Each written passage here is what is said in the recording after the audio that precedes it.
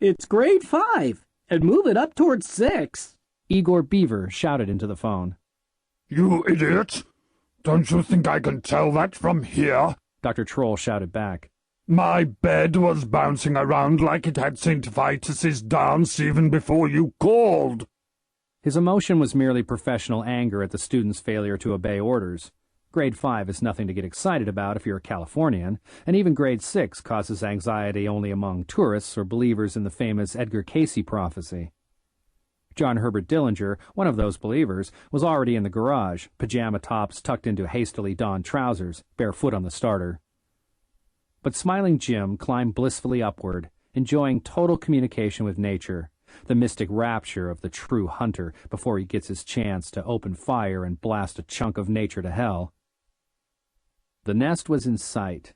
The bird was invisible, but Smiling Jim recognized the characteristic eagle's nest on a peak only a few hundred yards above and to the west. "Come home, baby," he thought passionately, unstrapping his rifle. "Come home. Daddy is waiting." Hagbard took another belt of the brandy and repeated. The real Illuminati, the AA, have never been involved in any form of manipulating or coercing people. Our interests are entirely elsewhere. Do what thou wilt is our law. Only in the last few decades, as the fate of the earth seemed to be hanging in the balance, have we taken any direct action. Even so, we have been cautious. We know that power corrupts. We have acted chiefly by not acting, by what the Taoists call wu-wei. But then, things got out of hand. They moved too fast. We fucked up somewhat, but only because total inaction seemed to mean total disaster. You mean you, as an official of some sort in the AA, infiltrated the fake Illuminati and became one of their top 5, intending to undo them nonviolently. And it didn't work? It worked about as well as any activity on that level ever works, Hagbard said somberly. Most of humanity has been spared for a while, and the wild free animals have been spared for a while. He sighed. I guess I'll have to begin from the ABCs. We have never sought power. We have sought to disperse power, to set men and women free. The ultimate weapon isn't this plague out in Vegas or any new Super H-bomb. The ultimate weapon has always existed. Every man, every woman, and every child owns it. It's the ability to say no and take the consequences. The fear of death is the beginning of slavery. Thou hast no right but to do thy will. The goose can break the bottle at any second. Hagbard sighed again. Our founder and leader, the man known in myth as Prometheus or the snake in the Garden of Eden. Oh, Christ, Joe said, slumping forward in his seat. I have the feeling that you're starting to put me on again. You're about to tell me that the Prometheus and Genesis stories are really based on fact. Our leader, known as Lucifer or Satan. Hagbard went on. Lucifer being the bringer of light. You know, Joe said, I'm not going to believe a word of this. Our leader, known as Prometheus, the firebringer, or Lucifer, the lightbringer, or Quetzalcoatl, the morning star, or the snake in the garden, or Osiris's bad brother Set, or Shaitan the tempter. Well, to be brief, he repented. Hagbard raised an eyebrow. Does that intrigue you sufficiently to silence your skepticism long enough for me to finish the sentence? He repented? Joe sat upright again. Sure, why not? Hagbard's old malicious grin, so rare in the last week, returned. If Atlas can shrug and Telemachus can sneeze, why can't Satan repent? Go ahead, Joe said. This is just another one of your put-ons, but I'm hooked. I'll listen, but I have my own answer, which is that there is no answer. You're just an allegory on the universe itself, and every explanation of you and your actions is incomplete. There'll always be a new, more up-to-date explanation coming along a while later. That's my answer. Hagbard laughed easily. Charming, he said. I must remember that the next time I'm trying to understand myself. Of course, it's true of any human being. We're all allegories on the universe, different faces it wears in trying to decide what it really is.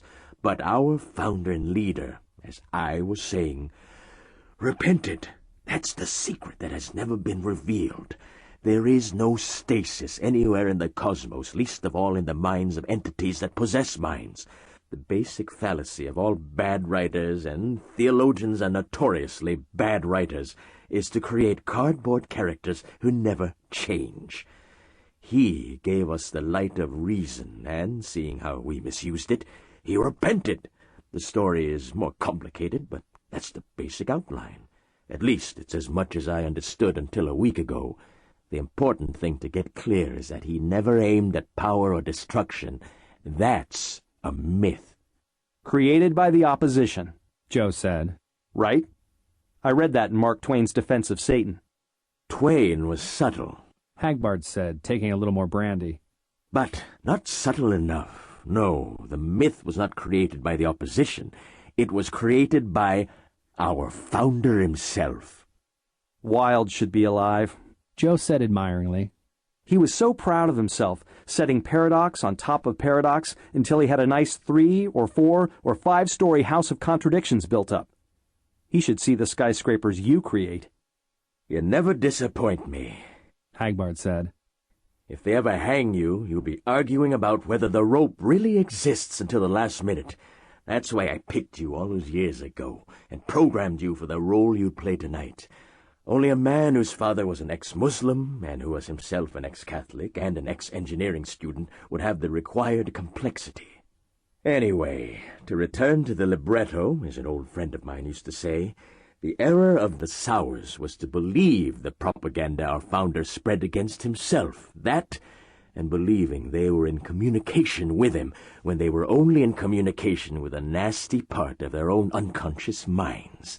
There was no evil spirit misleading them. They were misleading themselves. And we were trailing along behind them, trying to keep them from causing too much harm. Finally, in the early 1960s, after a certain fuck-up in Dallas convinced me that things were getting out of hand, I contacted the Five directly. Since I knew the real secrets of magic, and they only had distortions, it was easy to convince them that I was an emissary from those beings whom they called the Secret Chiefs, or the Great Old Ones, or the Shining Ones. Being half crazy, they reacted in a way I had not expected. They all abdicated and appointed me and the 4 Sours as their successors. They decided that we're entering the age of Horus, the child god, and that youth should be given a chance to run things, hence the promotion of the Sours. They threw me in because I seemed to know what I was talking about. But then came the real problem. I couldn't convince the Sours of anything. Those pig-headed kids wouldn't believe a word I said. They told me I was over 30 and untrustworthy. I told you the truth was out in the open all the time. Anybody with eyes in his head should have been able to interpret what's been happening since the early 1960s.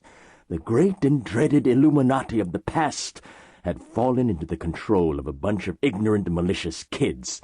The age of the crowned and conquering child. And you think the old and wise should rule? Joe asked. That doesn't fit your character. This has to be another put-on. I don't think anybody should rule, Hagbard said. All I'm doing, all the higher order of the AA has ever tried to do, is communicate with people in spite of their biases and fears, not to rule them. And what we're trying to communicate, the ultimate secret, the philosopher's stone, the elixir of life, is just the power of the word. No. We are people who have said non serviam, and we're trying to teach others to say it. Drake was one of us spiritually, but never understood it. If we can't find immortality, we can make a damn good try. And if we can't save this planet, we can get off it and go to the stars. And what happens now? Joe asked. More surprises, Hagbard answered promptly. I can't tell you the whole story at this hour, with both of us fagged out at the end of an acid trip. We go back to the hotel and sleep, and after breakfast there are more revelations. For George as well as for you. And later, in the Bugatti, which, driven by Harry Coyne, was grandly wafting Hagbard, George, and Joe around the south side of Lake Totenkopf, George asked, Is Hitler really going to be buried anonymously in a Jewish cemetery? It looks that way. Hagbard grinned. His Israeli documents are excellent forgeries. He'll be lifted off that toilet by Hauptmann's men and gently deposited in the Ingolstadt Hebrew burial grounds, there to rest for all eternity. That will make me throw up once a day for the rest of my life, Joe said bitterly. It's the worst case of cemetery desecration in history. Oh, it has a positive aspect, said Hagbard. Look at it from the point of view of the Nazi leaders. Think how they'll hate being buried in a Jewish cemetery with a rabbi praying over them. Doesn't make up for it, said George. Joe's right. It's in terribly bad taste. I thought both you guys were thoroughgoing atheists, said Hagbard. If you are, you think the dead are dead, and it hardly matters where they're buried. What's happening? You both getting religion? I can think of nothing more likely to drive a man to religion than your company, said Joe. Burying them Nazis with a bunch of Jews is the funniest thing I ever heard, Harry Coyne offered from the driver's seat. Go bugger a dead goat, Coyne, George called. Sure thing, said Coyne. Lead me to it. You're incorrigible, Hagbard, said Joe. You really are incorrigible, and you surround yourself with people who encourage you. I don't need help, said Hagbard. I have a great deal of initiative, more than any other human being I know, with the possible exception of Mavis. George said, Hagbard, did I really see what I thought I saw last night? Is Mavis really a goddess? Are Stella and Miss Mao and Mavis all the same person, or was I just hallucinating? Here come the paradoxes, Joe groaned. He'll talk for an hour, and we'll be more confused when he's finished. Hagbard, who was sitting in a large swivel jump seat, swung around so he was looking over Harry Coyne's shoulder at the road ahead. I'd be glad to tell you later, George. I would have told you now, except that I don't like Malik's tone. He may not be intending to shoot me anymore, but he still has it in for me. You bet, said Joe. Well, are you still going to marry Mavis? What? Hagbard swung around and stared at George with an expression that was almost a perfect replica of genuine surprise. You said that you and Mavis were going to be married aboard the Leif Erikson by Miss Portinari. Are you? Yes, said Hagbard. Miss Portinari will marry us later today. Sorry, but I knew her first. Then Mavis isn't really Eris. George persisted. She's just a priestess of Eris? Hagbard brushed the question away. Later, George. She will explain it. She's even better at explanations than Hagbard is, Joe commented cynically. Well, said Hagbard, getting back to Hitler and company, you have to realize that they will know about it if their bodies are buried in a Jewish cemetery. They're still conscious and aware, though they are not what we would normally call alive. Their consciousness energy is intact, though there is no life in their bodies. They came to the Ingolstadt festival hoping that their young leaders would give them immortality. They've achieved immortality, all right, but not a very nice kind. Their consciousness energy has been gobbled up by the evil one. Their identities still survive, but they will be helpless parts of the Eater of Souls, the foulest being in the universe, the only creature that can turn spirit into carrion. Yog-Sothoth has claimed his own. Yog-Sothoth, said Joe. I remember learning about Yog-Sothoth. It was an invisible being trapped in a pentagonal structure in Atlantis. The original Illuminati blew up the structure and turned the creature loose. Why, yes, Hagbard said. You saw that Arisian Liberation Front training film about Atlantis and Grey-Faced Gruad, didn't you? Man suffers because he is evil, said Gruad, and because he is small and helpless. There are vast powers in the universe dwarfing us, who have to be placated. Gruad taught man to see ignorance, passion, pain, and death as evils, and to fight against them. Well, ignorance is an evil, said Joe.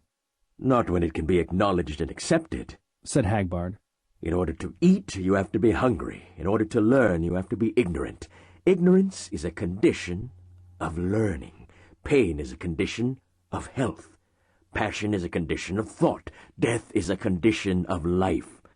When Gruod taught his followers at Atlantis to see those conditions as evils, then he could teach them human sacrifice, persecution, and warfare. Yog-Sothoth taught Gruod to teach his people those things, only Gruod never knew it. So Yog-Sothoth is the serpent in the Garden of Eden, said Joe. In a manner of speaking, said Hagbard. But you understand, the Garden of Eden myth was dreamed up and promulgated by the Illuminati. And who dreamed up the Gruad of Atlantis myth? Said Joe. Oh, that's true, said Hagbard solemnly. That's the biggest bunch of bullshit I ever heard, said Joe. You're trying to claim that there's no such thing as good and evil, that the concepts were invented and taught to humans deliberately to fuck them up psychologically. But in order to maintain that, you have to postulate that the condition of man before Gruad was good, and that his condition afterward has been evil. And you have to make Yog-Sothoth into a carbon copy of Satan. You haven't progressed one iota beyond the Judeo-Christian myth with that highfalutin science fiction story. Hagbard roared with laughter and slapped Joe on the knee. Beautiful! He held up his hand in a distinctive gesture. What am I doing? He asked. You're giving the peace sign, only with your fingers together, George said, confused. That's what comes of being an ignorant Baptist. Joe laughed. As a son of the true church, I can tell you, George, that Hagbard is giving a Catholic blessing. Indeed, said Hagbard. Look at the shadow my hand casts on this book. He held up a book behind his hand, and they saw the head of a horned devil. The sun, source of all light and energy, symbol of redemption, and my hand in the most sacred gesture of benediction. Put them both together, they spell Satan. He sang to an old tune. And what the hell does that mean? Joe demanded. Evil is only a shadow, a false appearance? The usual mystic mishmash? Tell that to the survivors of Auschwitz. Suppose, Hagbard said. I told you that good was only a shadow, a false appearance. Several modern philosophers have argued that case rather plausibly and earned themselves a reputation for hard-headed realism, and yet that's just the mirror image of what you call the usual mystic mishmash. Then what is real? George demanded. Mary, Queen of the May, or Kali, Mother of Murderers, or Eris, who synthesizes both? The trip is real, Hagbard said. The images you encounter along the way are all unreal. If you keep moving and past them, you eventually discover that. Solipsism. Sophomore solipsism, Joe answered. No. Hagbard grinned. The solipsist thinks the tripper is real.